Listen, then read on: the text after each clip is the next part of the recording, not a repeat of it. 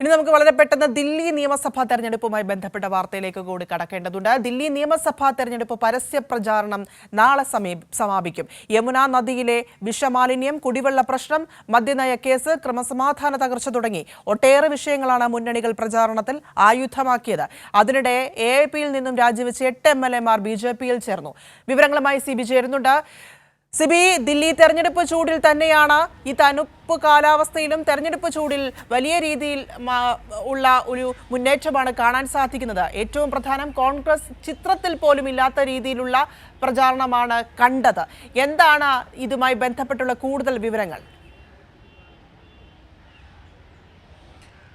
പ്രിയ, ദില്ലിയിലെ ജനങ്ങൾ ബുധനാഴ്ച 5-ാം തീയതി പോളിംഗ് ബൂത്തിലേക്ക് എത്തുകയാണ്. എന്തായാലും ഈ കഴിഞ്ഞ 2-3 മാസമായി വളരെ വലിയ വാശിയേറിയ പ്രചരണമായിരുന്നു ദില്ലിയിൽ നടന്നിരുന്നത്. പ്രത്യേകിച്ച് ആം ആദ്മി പാർട്ടിയും കോൺഗ്രസും BJPയും എല്ലാം തന്നെയും പ്രചരണത്തിലാണ്. ഇപ്പോൾ ദേശീയ നേതാക്കളെല്ലാം തന്നെയും ഓരോ ദിവസവും ഓരോ മണ്ഡലത്തിലും ദേശീയ നേതാക്കൾ എല്ലാം തന്നെയും പ്രചരണം നടത്തിയിരുന്നു. ഇതിൽ ഏറ്റവും പ്രധാനപ്പെട്ടത് ദില്ലിയിലെ ഈ ഒരു തെരഞ്ഞെടുപ്പ് പ്രഖ്യാപിക്കുമ്പോൾ തന്നെ ഈ അവർ എല്ലാ പ്രകടന പത്രികയിലും വാഗ്ദാനങ്ങൾ, സൗജന്യങ്ങൾ വാഗ്ദാനങ്ങൾ ചെയ്യുന്നതിൽ ഏറ്റവും കൂടുതൽ മത്സരിക്കുന്ന ഒരു കാഴ്ചയാണ് ഓരോ മുന്നണി കണ്ടത്. പ്രത്യേകിച്ച് കുടിവെള്ള പ്രശ്നമെല്ലാം തന്നെയും ദില്ലിയിൽ ഏറെ ജനങ്ങളെ വലയ്ക്കുന്ന ഒരു പ്രശ്നമാണ് കുടിവെള്ളം. ഇനിയിപ്പോൾ വേനൽക്കാലം തണുപ്പ് മാറി വേനൽക്കാലമായി കഴിഞ്ഞാൽ പിന്നീട് കുടിവെള്ളത്തിനായി നെട്ടോട്ടം ഓടുന്നു. അതിലൊരു ടാങ്കർ ലോറി എത്തുമ്പോൾ ചുറ്റും തമ്മിലടിക്കുന്ന, കുടിവെള്ളത്തിന് വേണ്ടി തമ്മിലടിക്കുന്ന ഒരു കാഴ്ച കാണാൻ കഴിയും. അങ്ങനെ കുടിവെള്ള പ്രശ്നവും യമുന നദിയിലെ വിഷമാലിന്യം എല്ലാം തന്നെയും ഏറ്റവും അധികം ചർച്ച ചെയ്യപ്പെട്ട ഒരു തെരഞ്ഞെടുപ്പ് കൂടിയാണ് എന്ന് പറയേണ്ടി വരും. ഇതിൽ യമുന നദിയിലെ ഈ വിഷമാലിന്യവുമായി ബന്ധപ്പെട്ടുകൊണ്ട് കഴിഞ്ഞ കുറേ ദിവസങ്ങളായി ഇപ്പോൾ വ്യവഹാരങ്ങളും പരസ്പരം പോരടിക്കുക മാത്രമല്ല അത് നിയമ പോരാട്ടത്തിലേക്ക് പോകുന്നു. തെരഞ്ഞെടുപ്പ് കമ്മീഷൻ ഇടപെടുന്നു. അങ്ങനെല്ലാം ഇതിൻ്റെയും വളരെ വലിയ കലുഷിതമായ ഒരു രാഷ്ട്രീയ സാഹചര്യത്തിലേക്ക് ഈ ഒരു ദില്ലി മാറിക്കഴിഞ്ഞു.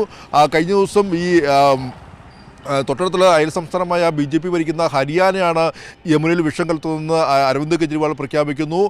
ഹരിയാന മുഖ്യമന്ത്രി യമുനയിലെത്തി വെള്ളം കോരി കുടിക്കുന്നു. പിന്നീട് തെരഞ്ഞെടുപ്പ് കമ്മീഷനെ BJP സമീപിക്കുന്നു. അരവിന്ദ് കെജ്രിവാൾ തെരഞ്ഞെടുപ്പ് കമ്മീഷൻ നോട്ടീസ് അയക്കുന്നു. ഹരിയാന കോടതി നോട്ടീസ് അയക്കുന്നു. അങ്ങനെ എല്ലാം തന്നെയും ഈ യമുന നദിയിലെ വിഷമാലിന്യം എല്ലാം തന്നെയും വളരെ വലിയ രീതിയിൽ ചർച്ച ചെയ്യപ്പെട്ട ഒരു തെരഞ്ഞെടുപ്പ് കൂടിയാണ്. മറ്റൊന്ന്, ഈ സൗജന്യങ്ങൾ സ്ത്രീകൾക്കും കുട്ടികൾക്കും എല്ലാം തന്നെയും സൗജന്യ യാത്ര, സൗജന്യ വൈദ്യുതി, സൗജന്യ കുടിവെള്ളം അടക്കമെല്ലാതിനെ സൗജന്യങ്ങൾ വാരിച്ചൊരിയുന്നതിൽ വളരെ വലിയ രീതിയിൽ എല്ലാ ഓരോ പല പല ഘട്ടങ്ങളായി ഇറക്കുന്ന മാനിഫെസ്റ്റോ എല്ലാം തന്നെയും സൗജന്യങ്ങൾ വാരിയെറിയുന്ന രീതിയിലേക്ക് കാര്യങ്ങൾ പോകുന്നു. ഇപ്പോൾ ഏറ്റവും കൂടുതലായി ഇപ്പോൾ ആം ആദ്മി പാർട്ടിയുടെ 8 MLAമാർ, അവർക്ക് ഈ തവണ ടിക്കറ്റ് ലഭിച്ചിരുന്നില്ല, സീറ്റ് ലഭിച്ചിരുന്നില്ല. ഈ 8 MLAമാർ എല്ലാം തന്നെയും രാജിവെക്കുകയും പിന്നീട് അവർ BJPയിലേക്ക് ചേക്കുകയും ചെയ്യുന്നു. അങ്ങനെ എല്ലാം തന്നെയും ഇത്തരത്തിൽ ഓപ്പറേഷൻ താമരയും അവിടെ നടക്കുന്നു. അങ്ങനെ എല്ലാ രീതിക്കെല്ലാം തന്നെയും ഈ തെരഞ്ഞെടുപ്പ് പ്രചരണം ശക്തമായി മുന്നോട്ട് പോകുകയാണ്. ഇനി 5-ാം തീയതിയാണ് വോട്ടെടുപ്പ്. 70 മണ്ഡലങ്ങളിലേക്ക് ദില്ലിയിൽ വോട്ടെടുപ്പ് പൂർത്തിയാകും. കഴിഞ്ഞ 2 തവണയായി ആം ആദ്മി പാർട്ടിയാണ് ഭരിക്കുന്നത്. ഈ തവണ BJP അധികാരത്തിലെത്തുമെന്ന് നരേന്ദ്രമോദി എല്ലാം തന്നെയും പ്രഖ്യാപിക്കുകയും ചെയ്യുന്നു. അതോടൊപ്പം തന്നെ ഇനിയിപ്പോൾ 8-ാം തീയതി വോട്ടെണ്ണുകയും ചെയ്യും. എന്തായാലും ദില്ലി ആകമാനം തെരഞ്ഞെടുപ്പിൻ്റെ അവസാന ലാപ്പിലേക്ക് നീങ്ങിയാണ്. വോട്ടെടുപ്പിൻ്റെ ഇനി 2 ദിവസം മാത്രമാണ് ബാക്കി നിൽക്കുന്നത്. നാളെ പരസ്യ പ്രചരണം അവസാനിക്കുകയും ചെയ്യും. എന്തായാലും ദില്ലി നഗരത്തിൽ ഈ ഒരു രാജ്യ തലസ്ഥാനം ഇനി ആര് ഭരിക്കും എന്നുള്ളതെല്ലാം തന്നെയും 8-ാം തീയതിയോടെ അറിയാൻ കഴിയും. പ്രിയ.